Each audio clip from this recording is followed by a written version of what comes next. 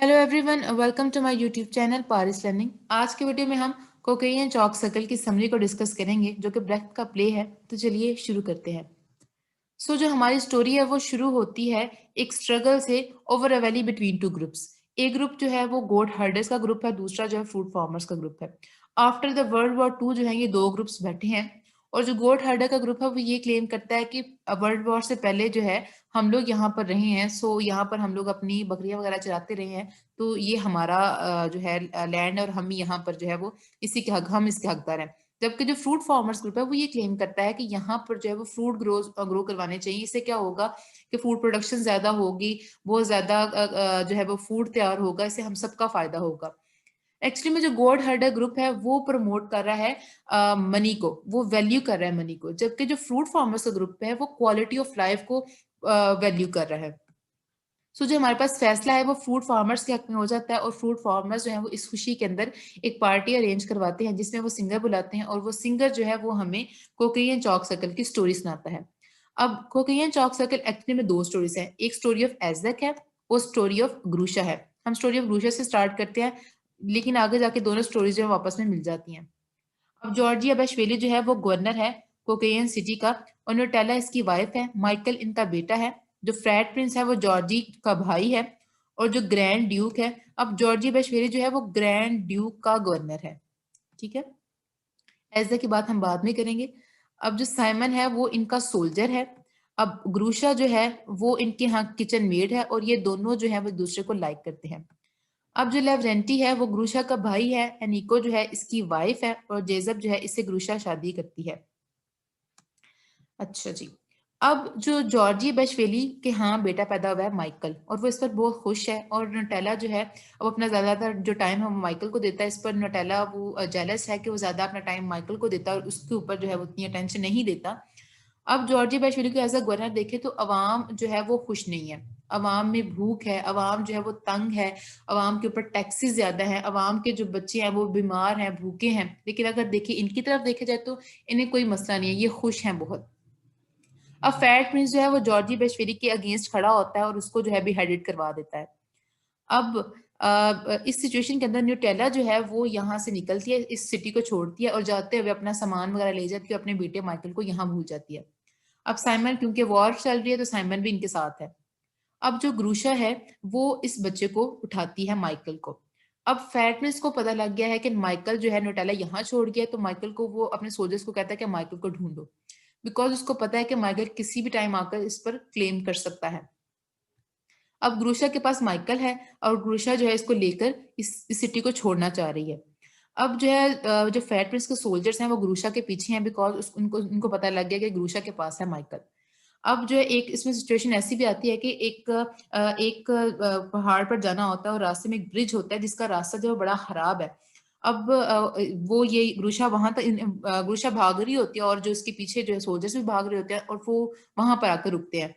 अब वो बिकॉज रास्ता खराब है, अब वो ग्रूशा को कहते हैं कि हमें जो है वो माइकल दे दो। अब ग्रूशा इस चीज पर एग्री नहीं है और ग्रूशा बगैर सोचे समझे जो है वो उस ब्रिज को पार कर लेती है। अब बिकॉज सोल्जर्स को पता है कि रास्ता खराब है तो सोल्जर जो है वापस आ जाते हैं। ठीक है जी। अब ग्रूशा जो है वो जाती है अपने भाई के पास, लेवरेंटी के पास।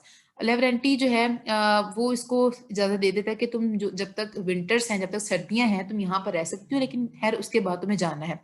अनिको जो है वो बड़ी रिलीजियस औरत है और इसकी जो बीवी है अनिको भी बड़ी रिलीजियस औरत है और वो ग्रूशा को जो है ना वो पसंद नहीं करती और वो चाहती है कि चली जाए यहाँ से। तो सर्दियां आती हैं तो वो अब ग्रूशा को कहते हैं कि तुम अब जाओ। अब यहाँ पर जो है लेवरेंटी जो है वो इसको फोर्स करता है जेजब से शादी करने के लिए। जेजब जो है वो बूढ़ा है और वो अपनी जिंदगी की आखिरी सांसें ले रहा है। सो ग्रूशा को बिकॉज माइकल को भी पालना है, सो जो है वो जेजब से शादी कर लेती है। अब ये हुआ है, अब यहाँ पर हम रुकते हैं, हम बात करते हैं एजक की। अब एजक जो है वो एक फकीर को बचाता है, लेकिन बाद में उसको आइडिया होता है कि ये फकीर नहीं है, ये तो हमारे पास ग्रैंड ड्यूक है। अब उसको ये पता लगता है कि उसने जो है वो ग्रैंड ड्यूक को बचा लिया और जब फ्रेड प्रिंस को पता लगा कि मैंने ग्रैंड ड्यूक को बचाया तो उसकी जान को खतरा है। सो वो जाकर सोल्जर्स को बता देता है कि मैंने ग्रैंड ड्यूक को बचाया। अब जो सोल्जर्स हैं वो उसकी बात का यकीन नहीं करते। इसके बाद यकीन करते नहीं। आप इसमें एक और बात आती है कि फ्रेड प्रिंस आ रहा होता है, क्योंकि जितने भी उस टाइम जज होते हैं ना वो सारे इन्होंने मार दिए होते हैं, उनको कत्ल करवा दिया होता है। तो फैट प्रिंस उस टाइम चाह रहा था कि अपने जो नेफ्यू है ना उसको मैं अपॉइंट करूँ न्यू जज। लेकिन बाद में जब वो सोल्जर्स के ऊपर छोड़ देता है कि वो जिसको चाहते हैं तो वो जो है वो अपना जज अपॉइंट कर ले। सो सोल्जर्स हैं वो एज़ को अपॉइंट कर देते हैं। आप कह दें कि एक जो राइटर है वो खुद उसने मॉक ट्रायल बताने के लिए ना उसने एक सेटिंग की है। सो एज़ जो है इस तरह से जो है ना वो जज बन जाता है। अब एज़ के ऊपर ये मशहूर हो जाता है कि वो जो है वो जितने भी फैसले करता है वो गरीबों के हक में फैसले करता है। कुछ जो है वो बायस्ड करता है, मतलब इतने फेयर नहीं करता, इसके बारे में ये जो है वो मशहूर हो जाता है। लेकिन ये है कि इसके बारे में ये ज़रूर होता है जो गरीब है वो ये कहता है कि हमारे लिए तो ये बड़ा अच्छा है, हमारे हक में जितने भी गरीब हैं उनके हक में तो एज़ फैसले करता है। तो इस वजह से ना गरीबों के अंदर ये काफ़ी इसको अच्छा समझा जाता है। ठीक है। अब 2 साल के बाद जो है ग्रैंड ड्यूक वो दोबारा आता है अपनी सोल्जर्स के साथ, अपनी पूरी पावर के साथ आता है और फैट प्रिंस को जब बेहेड करवा देता है, बेहेडेड करवा देता है। और क्या होता है हमारे पास, अब जो ग्रैंड ड्यूक, अब एज़्दा को भी हटना होता है, एज़्दा ने भी मरना होता है, लेकिन जब ग्रैंड ड्यूक एज़्दा को देखता है तो उसको पता लग जाता है कि ये तो वो बंदा है जिसने मेरी जान बचाई थी। सो एज़्दा जब वो बच जाता है और एज़्दा को कहा जाता है कि जो उसकी पोस्ट है ना वो वहीं पर रहेगा, अपनी उसकी अपनी पोस्ट को जो है वो कंटिन्यू करेगा। ठीक है जी। अब जो है हमारे पास, अब क्योंकि सिचुएशन ठीक हो गया, सो साइमन भी वापस आ गया हुआ है। अब साइमन जो है वो ग्रूशा से यहाँ पर पूछता है कि तुमने जैज़ब से शादी कर लिया है। अब ग्रूशा क्योंकि वो उसको बता नहीं पा रही होती कि उसने कि किस टेंशन में किया है, तो साथ ही जो वो माइकल को देख लेते तो साइमन से पूछता है माइकल का कि तुम्हारा बेटा? ग्रूशा कहती है हाँ, मेरा बेटा है। इतने में जो है साइमन यहाँ से चला जाता है। अब जो न्यूटेला है, बिकॉज़ सिचुएशन सेट हो गया तो न्यूटेला भी वापस आ जाती है। अब उसको आइडिया हो जाता है कि सारी जो जायदाद वगैरह वो तो माइकल के नाम है। सो अब उसको माइकल को ढूँढना था और माइकल की कस्टडी लेनी थी। अब न्यूटेला वापस आई तो उसको पता लगता है कि जो ग्रूशा के पास जो है ना उसका बेटा है। अब जो है न्यूटेला और ग्रूशा जो है, अब ग्रूशा जो है उसको सोल्जर्स ढूँढते हैं उसके बेटे को, और जो है इसको बुलाया जाता है अदालत में। अब न्यूटेला और जो ग्रूशा है, इन दोनों का जो बच्चे की कस्टडी के ऊपर जो केस होता है वो हमारे पास जाता है एज़ेक के पास। ठीक है।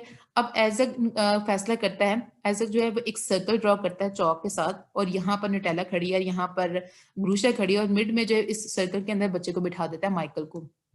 अब वो कहता है कि जो माइकल को पहले खींच लेगा, सो जो है वो बचा उसका होगा। न्यूटेला फौरन खींच लेती है, ग्रूशा नहीं खींचती। एक दफ़ा एज़ेक और एक दफ़ा कहता है कि एक दफ़ा आप दोबारा ट्राई करो। अब माइकल को फिर न्यूटेला पहले खींच लेती है। अब एज़ेक जो है ये करने के बावजूद जो है फैसला ग्रूशा के हक में करता है।